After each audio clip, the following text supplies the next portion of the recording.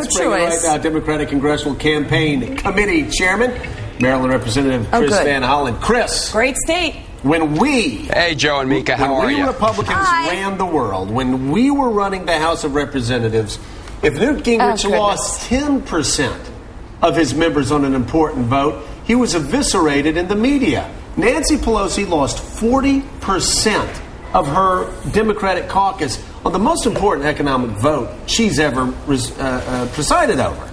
So shouldn't she have been able to get 10 more votes?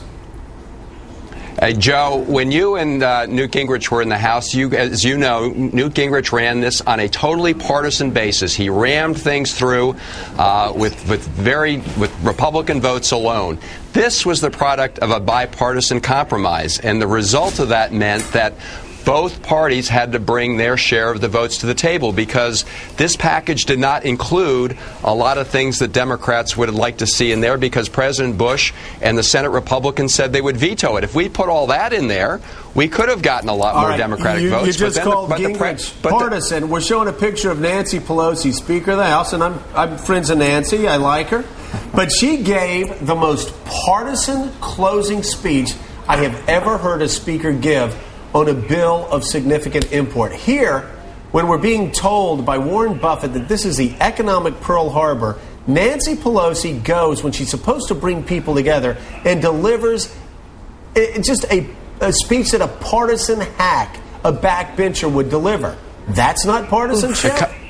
Come on, Joe. Nancy Pelosi is the one who sat down with the administration, sat down with the Republican leadership, House and Senate, everybody together. This final speech a partisan attack at the very people whose vote she needs. Nancy Pelosi simply was pointing out that we got to the predicament we're in as a result of Bush economic policies and the result of a deregulatory agenda run amok. After you get the Republican votes, why the hell, Chris, do you do it when you still need Republicans' votes? Joe, let me ask you this. You were a member of Congress. On a vote of this consequence for the country, on a huge issue like this, if you thought the right vote was to vote yes for your country and for your constituents, would you really switch your vote because you got a little bit upset about what somebody on the other side said? And you know, Chris, it's not believable. Okay, so you asked the question. Let me answer that question. As a member of Congress, you know damned well that leaders drag members to the back.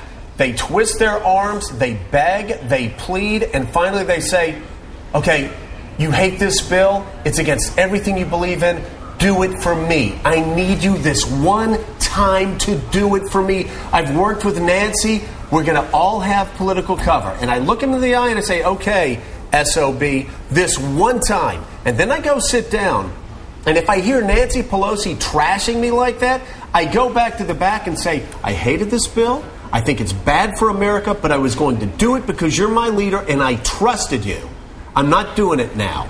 And I vote no, Joe, and I walk off the floor. You and I know that it's not black and white like you just mentioned. That is a third grader's view of Congress. Joe, on an issue of such consequence, are you going to tell me that someone changed their votes because they got peeved about something? I'm going to tell you that people didn't want to vote for it in the first place, Chris. You and I both know that's how it works on Capitol Hill. Joe, that's true of the Democrats as well, and we still got 2/3 more than our share at the table. Why aren't you asking? Why John Boehner? Joe, why aren't you asking why John Boehner couldn't deliver his part? And the fact that we're asking that question too. We're asking why the president failed miserably over the past 7.5 years. We're asking why Republicans failed miserably over the past 7.5 years. We're asking why John McCain made a spectacle of himself last week when he embarrassed himself. We're asking why Barack Obama's not weighed in on this issue. But yesterday was your day. The American people listened to you 2 years ago when you said, let us take control of Congress. We will act more responsibly than the Republicans. We will clean up their financial mess. And on your day, when it was your responsibility to do the right thing, your speaker launched a partisan attack against the very people that they needed to vote. Joe, listen, when Gingrich and Tom DeLay were in charge, they decided to ram things through. If we had wanted to get through a bill that had the economic stimulus package that we wanted, if they could have dealt with the bankruptcy protection provisions, we could then have gotten a majority Democratic vote and rammed it through. Do you think Gingrich wanted the Mexican bailout?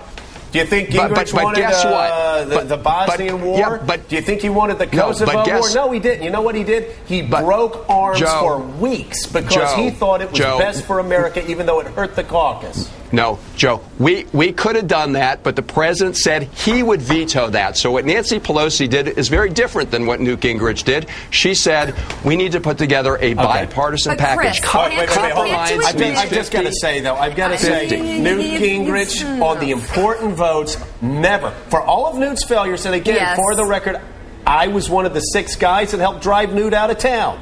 And I'm still proud that I did that. But Newt Gingrich never once gave this type of speech before the Bosnia vote, before the Kosovo vote, before the Mexican bailout, before all of the trade agreements. He didn't do it because you don't do that when you're the leader. Joe, with her criticism. Again, Joe, I go back. If you find one Republican to come on your show to say that they switched their vote because of a speech given by Nancy Pelosi that talked about the fact that Bush policies contributed to the situation that the country is in today, you find me one Republican, because I can tell you, and you know this, their constituents would seriously question their judgment on a vote of national consequence, switching their vote because they felt... You're in charge.